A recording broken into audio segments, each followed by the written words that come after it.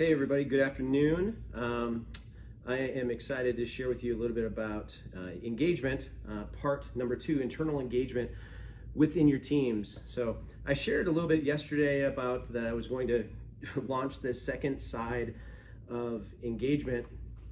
So we're gonna run with it. We'll see what happens here. So I was talking to one of my leaders, one of my clients, and they're an employer, and they have consistently had an issue with one of their team members. So this last week, it turns out they had to let him go. And this employee was cantankerous, they were bitter, they were angry, they brought bad culture consistently to the table. And what was hard about it was that this person had a lot of history, a lot of really cool things that they brought to the table over a period of time and credibility, but their bad attitude on a consistent basis really created something that was hard to navigate. So through a basis of several different situations that came up, this staff member, they actually needed to just let him go. So this person was let go, and it was completely 100% justified. And so the way that this employee chose to respond was they went to social media, and then they went and threw the whole organization and the whole team underneath the bus. So my question was, did this actually help this employee make a point, or did this just confirm why the employee is no longer with the organization in the first place? So these things get messy and they're hard. And here's the thing is that you being not happy in your job or in your workplace, this is not a new idea. In fact, there's a recent poll that came out from Gallup that said this, that about 1 billion people actually have jobs on our planet, and only 15% of them are actually happy in their workplace. So it means that there's like 85% of the people on the planet actually don't like their job. So what I would say is this, is that posture is everything, and your attitude is a really quick way for you to find that you can lose credibility really fast if your attitude goes sour while you're actually on the job. Just like I said last week to those that are actually like leaders and team leaders, bosses and things like that, is that you carry a responsibility when you bring somebody onto your team to help get them to their dream. And so if they're transparent about it anyway, there's a responsibility that we have to serve our team. In the same way, if you are a team member and you start carrying bad attitude, bad culture, you are creating a mess of the things that you're around, you are giving information to everybody around you that where you are at is not where you want to be, and it's not a part of your dream. So therefore, you are volunteering to disqualify yourself from that path that you're on, and your boss is not responsible to keep you there. I think that's a really big thing for you to know, is that there's two sides to this coin. So when it comes to employee engagement, here's what I would say, is that if you find yourself in the middle of a journey, if you find yourself on a kind of like on a pit stop, be a good steward of the in-between moments.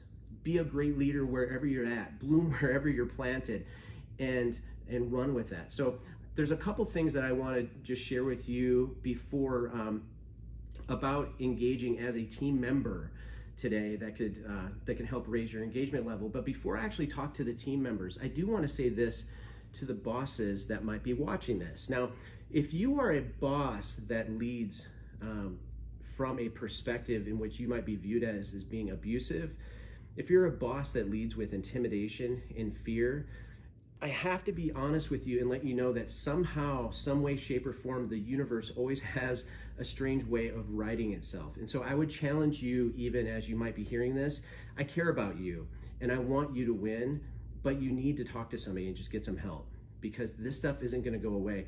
The reality is that this is probably coming from a deeper hurt, and so I want to be able to help you to win on that.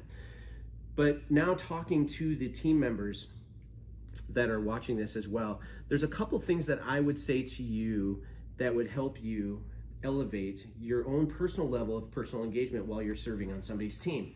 The first one is this: make sure that you are committing to leading yourself emotionally, leading yourself spiritually, leading yourself emotionally, psychologically, spiritually, physically, but getting in front of this, because most of the time when you start to go sour of being on somebody else's team, it's because you're feeling stuck. And when you start to feel stuck, then you start to look around you and you start to cast blame on the people that are around you.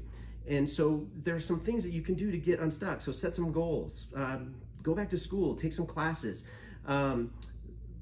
find ways to make sure that you are not buying into this myth of the internal ceiling squelching your dream and squelching your goal. Make sure that you have some things in your life that are helping you find greater significance while you're sitting in this land of the in-between. Sometimes this fictitious ceiling that's over us makes us feel stuck, and then our attitude goes incredibly sour, and there's no faster way for you to lose credibility than by having a bad attitude and by making that visible. So lead yourself. The second thing is lead up, okay? Lead up. What I mean by this is simply this: serve your boss, serve your team leader, okay?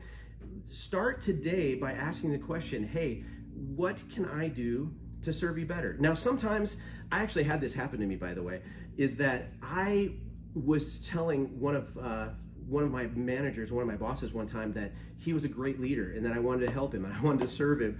And he actually came into my office one day and he said, "You don't need to tell me that I'm a good leader. I don't need to hear that." But I'm going to tell you this anyway.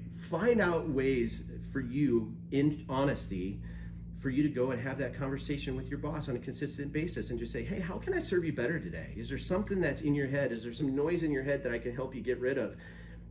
Because I want to serve you. So bring your best leadership game to the table consistently.